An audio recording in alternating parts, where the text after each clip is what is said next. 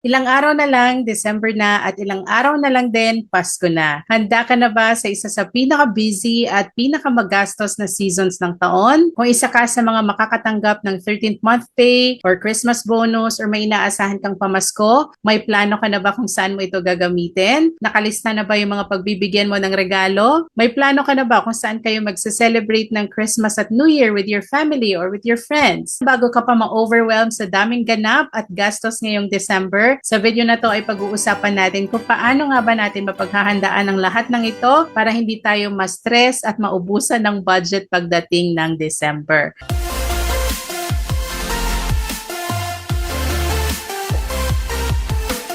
Hi, ako nga pala si Janice, ang inyong Pinay Investor. Welcome back to my channel where we talk about practical money tips para sa ating mga Pinoy. At ngayon nga ay pag-uusapan natin kung paano natin mapaghahandaan ang Kapaskuhan nang hindi tayo na-overwhelm sa dami ng plans at sa dami ng gastos. Here are 7 tips to help you prepare for the holidays.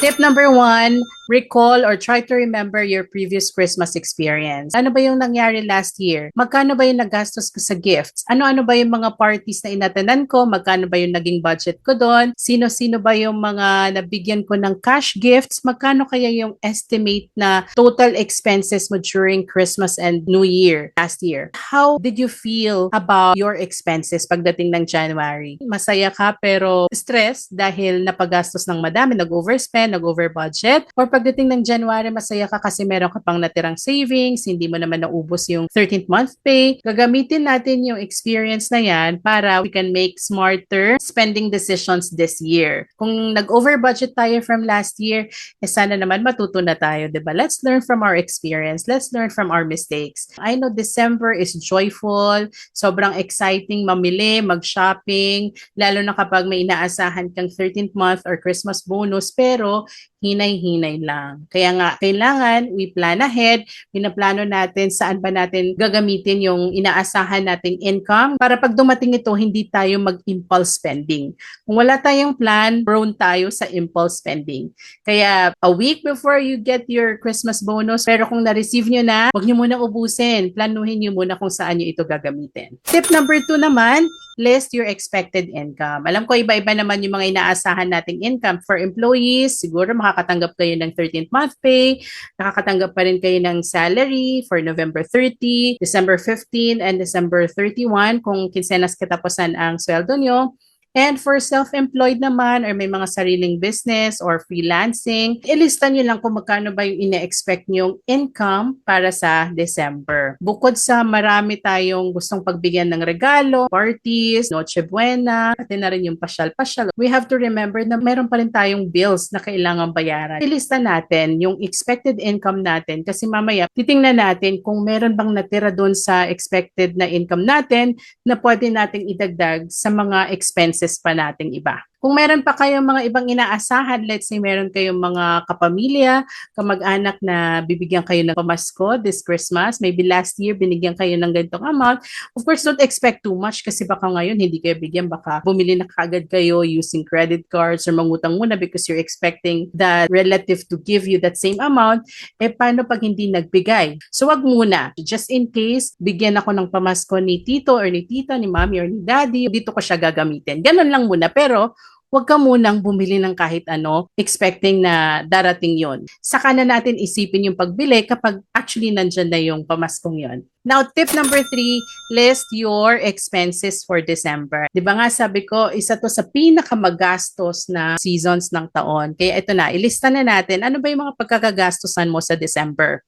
Let's start with your regular expenses muna. Bago ang lahat, make sure na naglilista pa rin tayo ng ating monthly budget. Rent, utility bill, transportation, work allowance sa mga nag-work outside, tuition fee ng mga anak, and all other things. Alam nyo na yon, yung monthly budget nyo.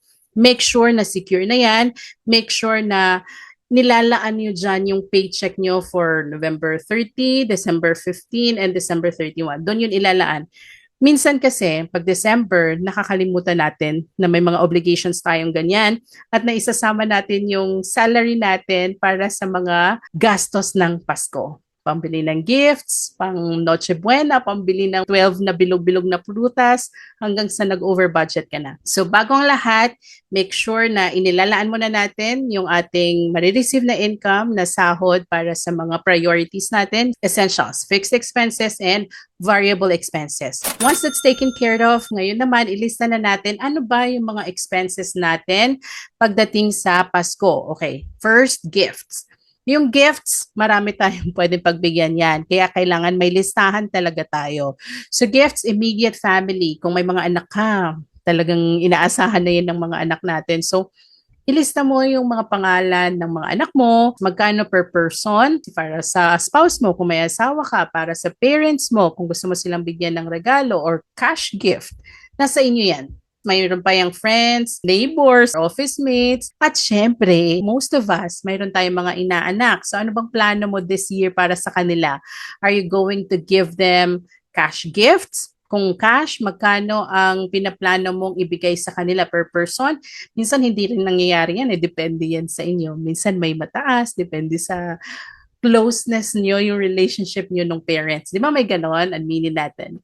So how much is your budget per person, per inaanak, and how much yung total para sa gifts budget? By the way, before I forget, wag natin kakalimutan na bigyan din ng sarili natin. Syempre, we also deserve a gift from ourselves. Hindi naman kailangang yun yung pinakamahal, pero yung sa tingin mo you deserve. And sometimes kahit na you feel you deserve it, kung limited lang yung budget, ganun talaga. So, limit lang muna natin yung budget natin for ourselves kung hanggang dito lang yung kaya natin for now. Okay? Pero, bigyan mo rin ng gift ng sarili mo. Ilagay mo rin yan sa listahan. And then, ano pa? Christmas parties. Sa office, sa community. Minsan pa nga yung magkakasama kayong parents ng mga anak mo. May Christmas parties sa communities, maybe sa church, maybe meron kayong mga clubs or organizations. Baka may mga exchange gifts din yan, di ba? So, magkano ang budget mo for that? Special events. Pag Christmas, marami din yan mga other events. Binyag, minsan nga may kasal pa, may mga school, alumni homecoming, family reunions from different sides of the family, mother's side, father's side, marami yan. So, take note of them. Kung kailangan mo ba talagang attendan lahat, if you can, baka magastos, or maybe last year dito ka sa parents mo, this year naman baka sa parents na ng husband mo. So, nasa inyo yan, you know kung ano yung mga parties na attendan nyo, na pupuntahan nyo this year, and just get the estimate kung how much ba yung budget mo for those events. Next, madalas pag December, maraming pasyal. Mas maraming pasyal this December kesa sa mga regular months lang, di ba? So, how much are you allocating for your weekly pasyal with family? At syempre, hindi lang yan basta pasyal. Kumakain pa yan sa labas, nagsa-shopping, so how much? Make a budget for that. Put that in your budget. And then food for Christmas and food for New Year. Sa iba naman na nakakaluwag-luwag, kung kasama sa budget yung travel and vacation, how much are you allocating for that? Lista nyo lahat ng ina-expect nyong expenses sa December. Tip number 5, alamin kung saan manggagaling yung funds na gagamitin natin para sa mga expenses na binanggit natin. Gifts, parties, events, kung ano-ano pa man, syempre yung food pa at pasyal. Saan manggagaling yung pambabayad natin doon? I-total natin magkano ba yung Christmas bonus mo na marireceive or yung 13th month pay. Meron bang mga pamasko from family and relatives na inaasahan? Meron pa ba kayong extra income from side hustles or business na pwedeng pandagdag? Maybe you started saving for a Christmas sinking fund starting January, 500 per month hanggang December, and by now, baka meron kayong extra 6,000 dyan na nakatabi. This is now the perfect time na buksan yung alkansya nyo kasi magagamit nyo na yan ngayong Christmas. Diba? That's good. And I hope you do that para pandagdag din tuwing Christmas season. Diba? Malaking bagay yan. Ang nangyayari kasi kadalasan, marami ako naririnig na dahil kulang yung inaasahan nilang income sa Christmas or sa December, ang nagiging first line of defense is credit card or loans. Kaya naman, pagdating ng January, ubos ang savings, ubos ang 13th month pay, at may utang pa. Kaya hopefully this Christmas, mapaghandaan natin. Let's focus on our priorities lang muna sana. Kung hindi kaya ng budget, wag nating ipilit, di ba? try natin, wag mo nang magkaskas kung hindi naman kaya at wala tayong inaasahan na pambayad. Sabi nga nila, kaskas wisely. It's good to use credit cards kasi maraming promos, maraming discounts, pero kung hindi kaya ng budget, okay lang. Let go of those discounts and the promos kasi ikaw din na mahihirapan later on. Now, tip number 6, ika-calculate natin magkano ba yung expected na total income and yung expected na estimated expenses. So, get the difference. Sakto ba yung expected income mo sa expected mo na expenses? Kung sakto, very good. Kung sobra naman, sobra ang income mo sa expenses na sinulat mo, that's much better. Pwede mo pang magamit yung extra, yung excess para sa savings, tabi mo muna or baka may extra pa kayong mga pagkakagastos ng ngayong Christmas, at least meron kayong reserva. Meron kayong buffer fund. Paano naman, Janice, kung kulang? Okay. That happens a lot, di ba? Normal yan for many people. Kulang talaga yung ina-expect na income para sa expenses ngayong Christmas. I have 2 tips for you. Una, adjust your expenses. Ano ba dito ang pwede kong bawasan? So kung 500 yung inilalaan mong gift for your inaanaks, maybe gawin mo na lang munang 300 kasi ito lang yung kaya ngayon eh. Or gawin mong 200 or kung hindi talaga kaya ng may monetary value, baka pwedeng sendan mo na lang muna ng virtual card, Merry Christmas and Happy New Year inaanak, and a heartfelt message. Okay lang yun. Maiintindihan naman siguro nila. Kung hindi man nila maintindihan for now, maybe in the future, maintindihan din nila yon. So take a look at your budget. Take a look at the list that you have written. Kung ano-ano nga ba yung mga sinulat mo sa expenses, tingnan mo kung alin ang pwedeng i-adjust. Kung balak mong mag-travel with your family or pumunta sa Enchanted Kingdom or ipasyal ang family mo sa mall at mag-shopping, kung hindi kaya sa budget after calculating, baka pwedeng sa mas malapit na mall na lang muna or wag na muna sa EK kung hindi kaya ng budget, punta na lang muna kayo sa parks or somewhere na hindi kayo gagastos ng ganun kalaki. Pag-isipan mo, of course, kayo ang nakakaalam kung ano yung situation nyo. Baka naman may luluwas na kapamilya at hindi pa sila nakakapasyal and gusto mo talaga silang i-treat. So ano ba yung pwede mong gawin? Either you adjust your expenses or tip number 2, find ways to earn extra income. Think of ways, paano ba ako mag-earn ng extra income para maipasyal ko yung family ko, para mabilhan ko ng gifts yung mga anak ko, para mabigyan ko ng regalo yung mga inaanak ko. So, nasa inyo yan. So, those are 2 tips. Adjust your expenses, bawasan, tipirin kung kinakailangan, or hanap ka ng ibang paraan para pagkasyahin yung income sa expenses. And tip number 7, last but not the least, organize your plans for December. Sa dami ng mga tips na binigay ko sa inyo, baka naman na-overwhelm kayo, saan ba ako magsisimula? Kaya naman I made a Pasko planner para hindi na kayo mahirapan. So ano ba tong Pasko planner na to? It's a collection of templates na magagamit nyo para makapagplano ng maayos sa Christmas. So kasama na dito yung schedule nyo for December, Christmas to-do list, decorations, budget planner para sa mga marireceive nyo na paycheck, kailangan i-budget natin yan. Pati na rin yung 13th month pay. Tapos yung gift tracker. Dahil sa dami na kailangan natin pagbigyan ng regalo, kailangan may tracker tayo, kailangan may listahan kasi baka may makaligtaan tayo. Pag bigla yan pumunta sa inyo at nanghingi ng pamasko, nakakaya naman hindi magbigay. Kadalasan ang binibigay natin ay cash gift na mas lalo pa tayong napamahal. Actually, maganda pa dito ay meron akong ginawang inaanak list. This is very useful para makip track nyo din yung mga inaanak nyo. Maybe some of you have 20, 30, or 50 plus na yung mga inaanak nyo at halos hindi nyo nakakilala.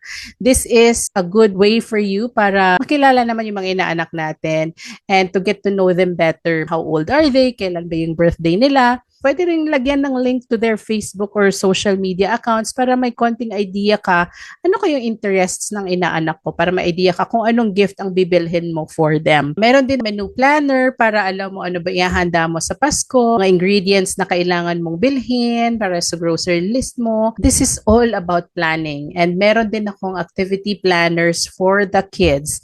Ngayong Pasko, wag nating hayaan yung mga anak natin na puro gadgets lang. Let's make time for them para mayroon kayong activities together. 40 plus na coloring pages, 30 plus activities na pwede nilang gawin, lalo na for the little kids, toddlers, elementary kids. Pwede ito sa kanila. Just print, kasi these are printables. Print mo lang at meron na silang activities for the Christmas seasons, lalo na kapag busy ang mga mommy at daddy. 'Diba? It's a complete bundle of Christmas planners and activities for the whole family this Christmas. With all that's included in this bundle, I normally offer it for $999. Pero dahil Pasko naman at gusto ko ring makatulong sa inyo para mas ma-organize ang plans niyo for December, I'm just offering it to you for only 299 pesos. So I hope you take advantage of that. Let me know if you have any questions. I have my email in the description box if you're interested. Pero kung hindi talaga pasok sa budget, don't worry. You don't need to purchase this. You can use a simple notebook or simpleng papel na meron kayo dyan. Ilista nyo lang yung mga plans nyo for December. Ang mahalaga, nagpaplano tayo ahead of time para hindi tayo ma-overwhelm sa dami ng gastos at ganap sa December. So always plan ahead. Start early. Don't wait for the crisis to make a plan. Make a plan before the crisis arrives. And this is a good crisis because this is a joyful month. And don't forget that this is a season of giving and loving one another. Hindi kailangang maging magarbo, masyadong madaming gastos. Ang mahalaga, we love each other. We are present with our families. We give back to the Lord all the praise and the glory and the honor that He deserves because this is the season of Jesus' birth and that's all that matters. Family, our faith, and let's pray for everyone to have a Merry, Merry Christmas and a happy and abundant New Year. Thank you for watching and God bless.